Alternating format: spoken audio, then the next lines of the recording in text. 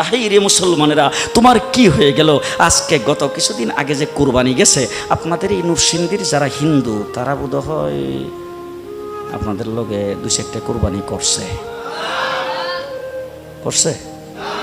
একটাও করে নাই, একটাও করে নাই। আপনাদের মাধবদী বাজারে ব্যবসা করে এরকম হিন্দু আছে না নাই? নরসিংদী বাজারে ব্যবসা করে এরকম হিন্দু আছে না নাই? মুসলমানদের সাথে তাদের ব্যবসা লেনদেন আছে না নাই? আরো জোরে বলেন, আছে না নাই? তাইলে আমার যখন কুরবানি আসলো তখন একটা হিন্দু তো একথা বললো না, তাদের সঙ্গে ব্যবসা করি, তাদের সঙ্গে সমাজ করে চলি, তাদের বাজারে বাজার করি, তাদের সঙ্গে লেনদেন করি, তাদের সঙ্গে উঠা বসা করি। তাইলে তো আমরা আমাদের সামনে কুরবানি যখন মুসলমানদের আসছে তখন ধর্ম যার যার উৎসব তো সবার, তারা যখন কুরবানি করে তাদের সাথে আমরাও দুইটা কুরবানি দেই। দিছে জি? আপনার জুমার নামাজ পড়তে বোধ হয়ে আসছে, ঈদের নামাজে তো যাইও, সবে বরাতে তো মোমবাতি দেয়।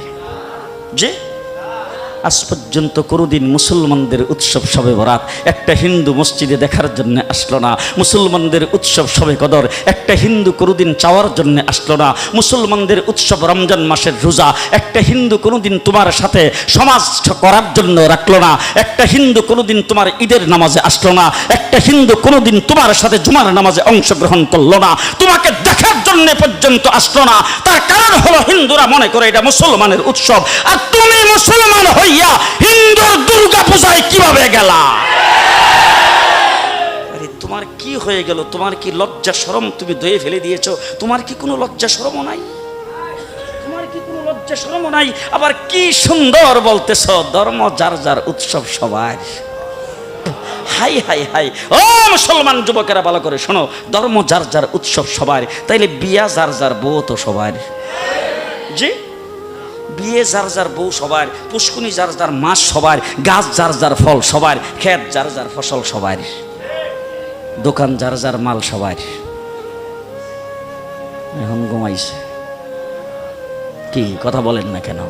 তাহলে আমার দোকানের মাল যদি আমার হয়, আমার ক্ষেতের ফসল যদি আমার হয়, আমার গাছের ফল যদি আমার হয়, আমার গাছের নারিকেল যদি আমার হয়, আমি বিয়ে করলে বউ যদি আমার হয়, মুসলমান আমার পুষ্কুনির মাছ যদি আমার হয়, তাইলে ধর্ম যার উৎসব তার।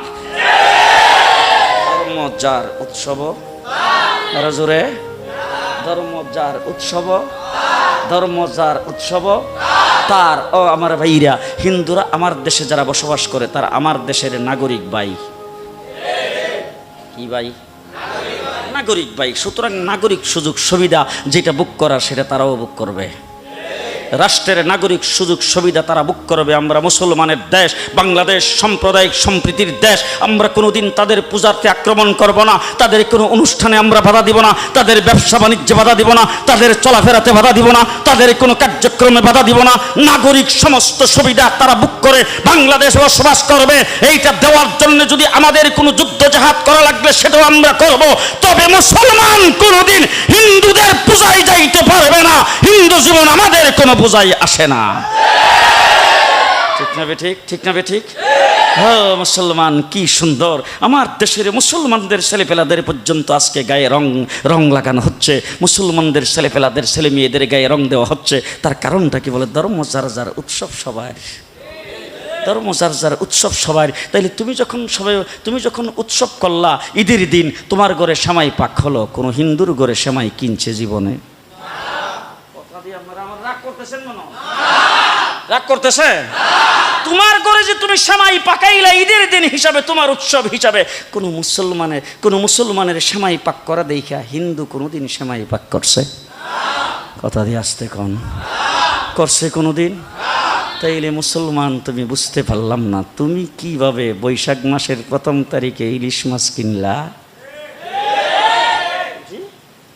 আরে তোমার উৎসব তো হইল মহরম মাসের 10 তারিখ, তোমার উৎসব তো হইল ঈদের দিন, তোমার উৎসব তো হইল শবে বরাত শবে কদরের দিন, তোমার উৎসব তো হইল রমজান মাসের ইফতারের সময়, তোমার উৎসব তো হইল শুক্রবার দিন জুমার নামাজের সময়। তুমি এইগুলি পালন করবা।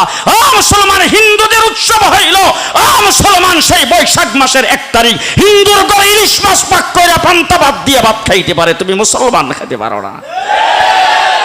না বে ঠিক? তুমি কিভাবে মুসলমান হইয়া তোমার কি একটু লজ্জাও করলো না?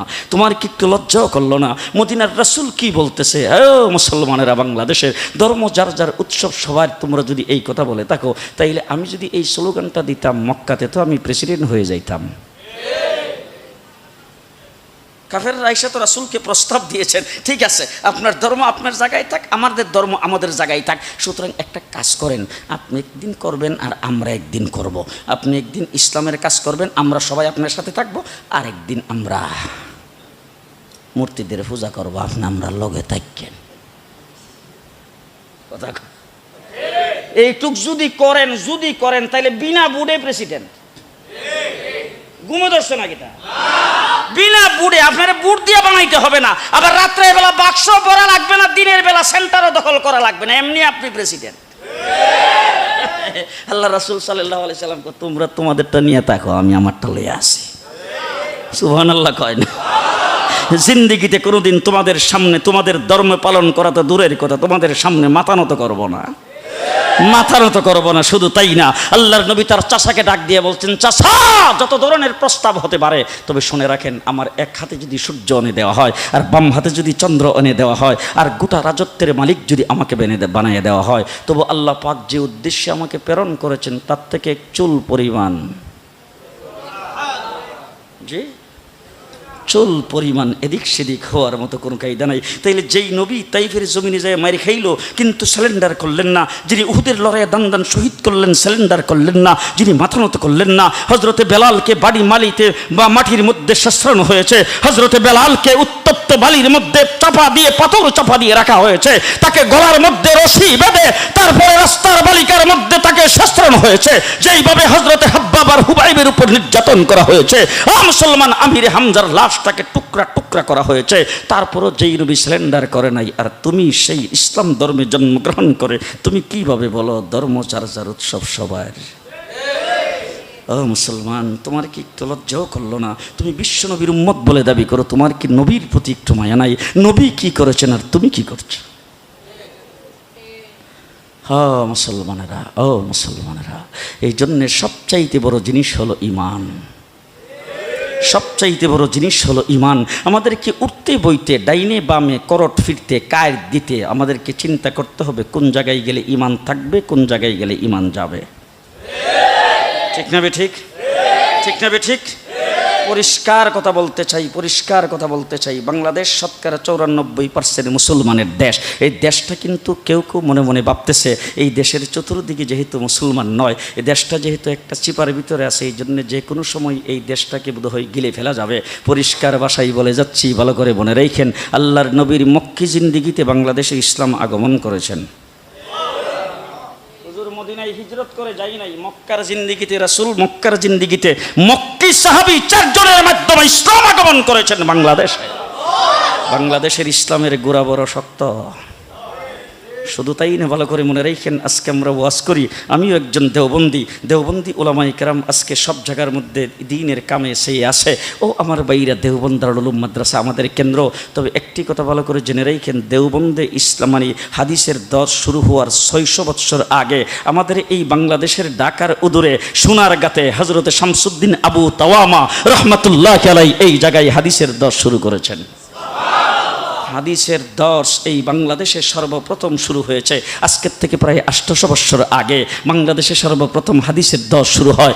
মুসলমান, সেই বাংলাদেশ শতকরা 94% মুসলমানের দেশ। এই দেশে তোমরা ধর্ম যার যার উৎসব সবার এই ধরনের স্লোগান দিয়া, তারপরে মুসলমানদেরকে হিন্দু আনি রুসুম পালন করে মুসলমানদের শিক্ষা সংস্কৃতি থেকে ইসলামকে মিটাইয়ে দিবে। পরিষ্কার ভাষায় বলে গেলাম, মনে রাখেন, বাংলাদেশ থেকে ইসলাম মিটাইতে যারা আসবে তারা মিটে যাবে, ইসলাম মিটবে না।